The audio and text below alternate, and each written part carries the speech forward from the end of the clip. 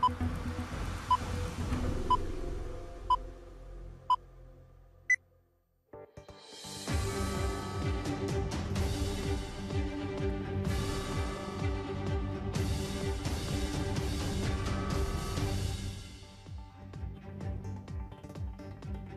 برنامه خبری رادیو زودی خوش آمدید. شاله گل خوجه هستم. تا 15 دقیقه دیگر در کنارتان. قبل از تقدیم خبرگزاری شد توجه کنید به سرخط موضوع برنامه امروز 19 آگوست. مرگ بر اثر زن و زنی نزدیکان یک جوان هلاک شده در شهر دوشنبه میخواهند که عاملان جنایت مجازات شوند.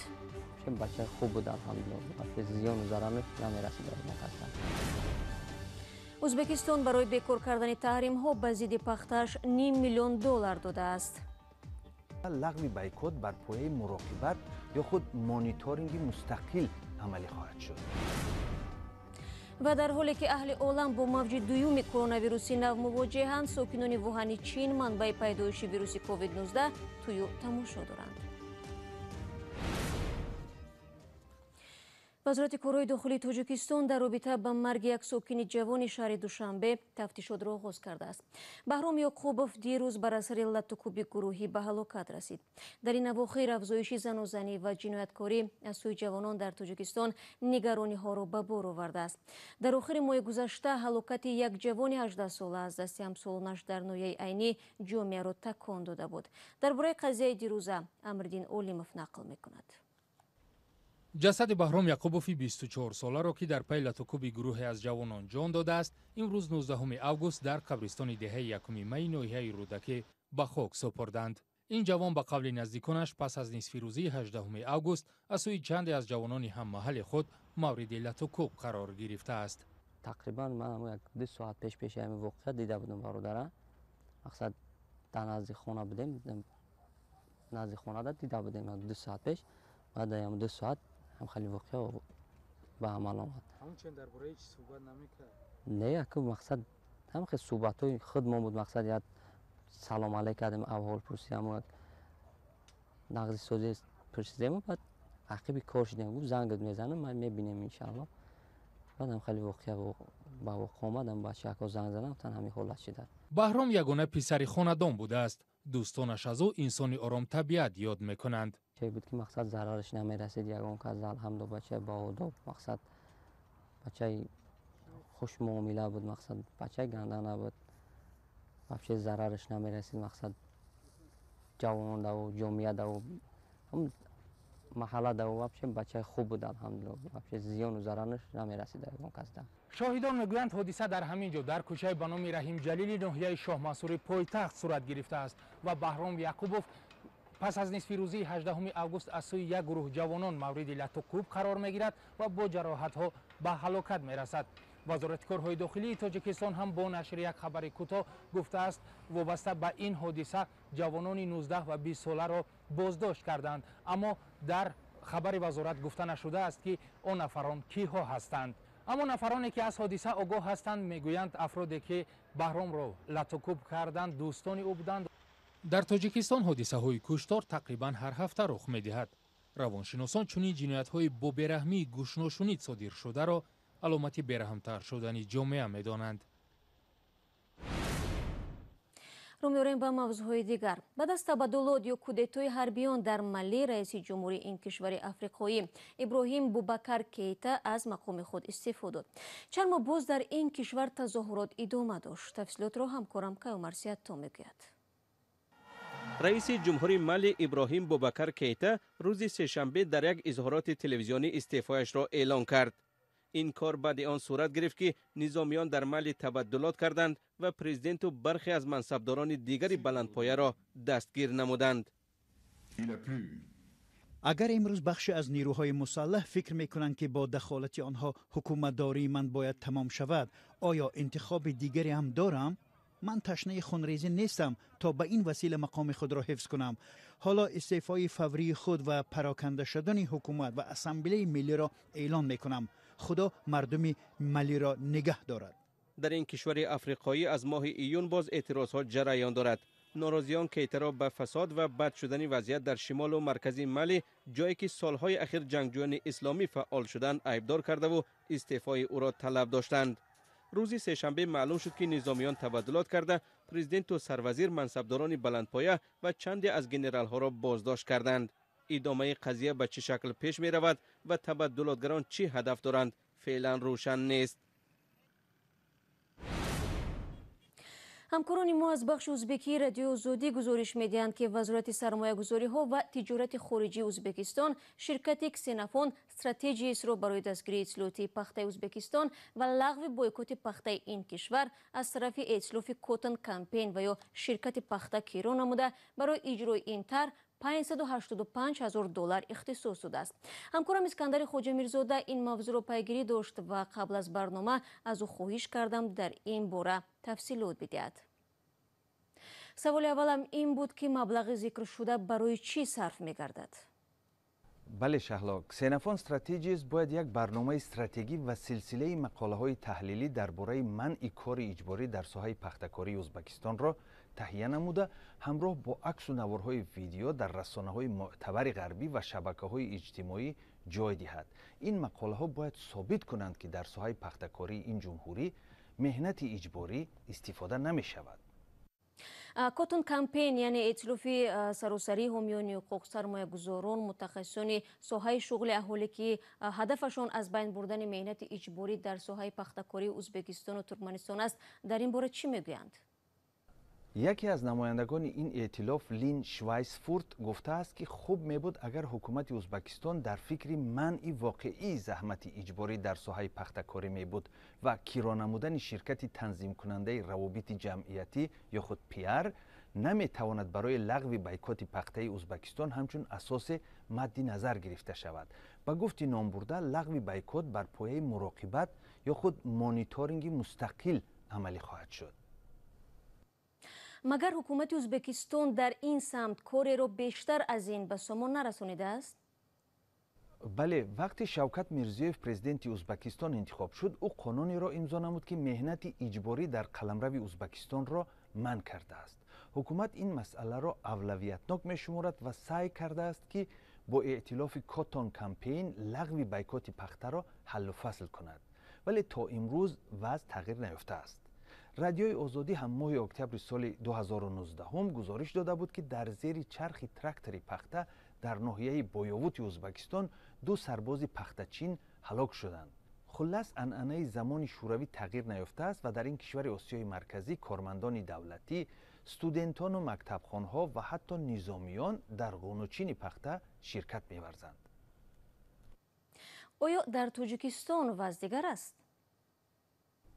بله، سال گذشته هم ما درباره پخته‌چینی معلمان و کارمندان ساحه‌های بودجتی تاجیکستان گزارش‌ها داشتیم.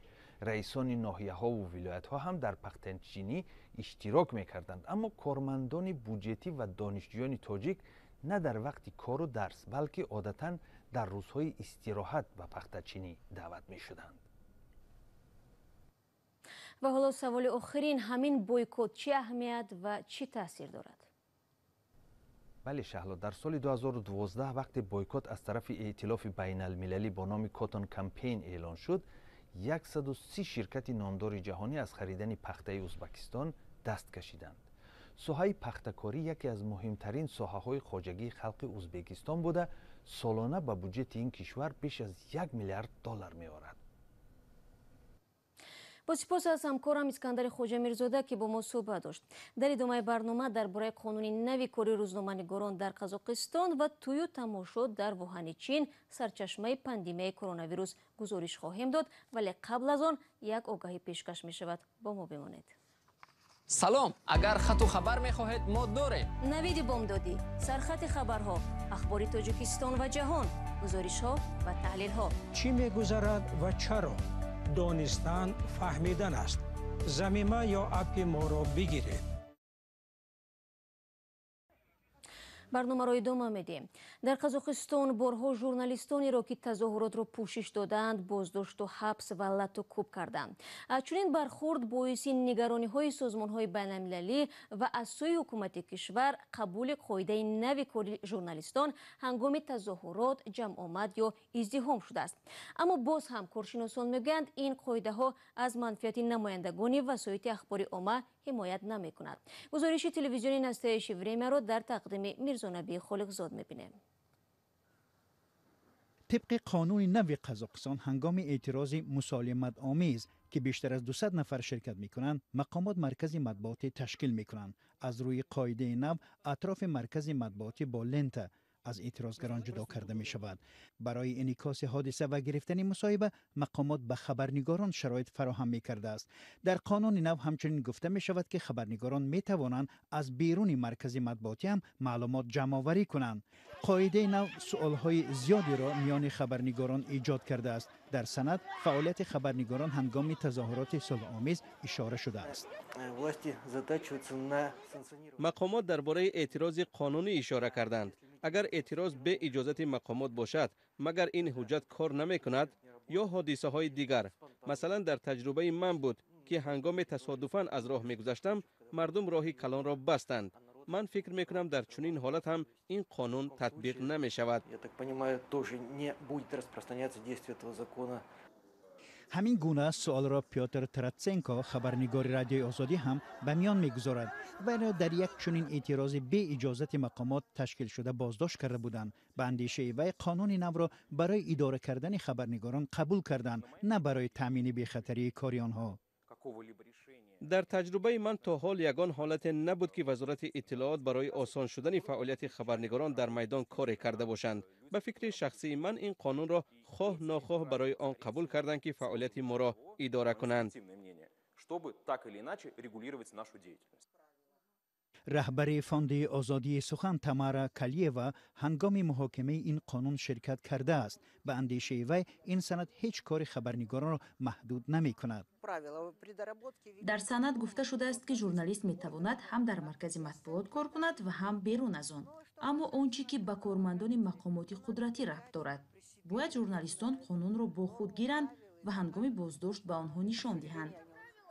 کمزولچه رنگ کبود نوشته پرس اکنون خبرنگاران را از دیگر اعتراضگران فرق می‌گذارد. اداره های رسانه ها را لازم است کمزول های نارنجی و زرد خود را به رنگ نو عوض کنند. باید قید کرد که قبلا در تظاهرات بی اجازت شعارها و پفک های رنگ کبود منع شده بود. در حالی که این شب و روز کشورهای جهان با موج دوم کووید 19 مبارزه میبرند، ظاهراً ساکنان شهری که طبق اطلاع سازمان‌های تندرستی سرچشمه پاندمی کووید 19 محسوب می‌یابند، فارغ بال شده است. آخر هفته گذشته در ولایت ووهان چین جمع‌آمد عمومی فرهنگی برگزار گردید. شرکت‌داران در این چهره‌بینی نه نقاب طبی داشتند و نه مسافه اجتماعی را رعایت کردند. مومن احمدی با جزئیات بیشتر.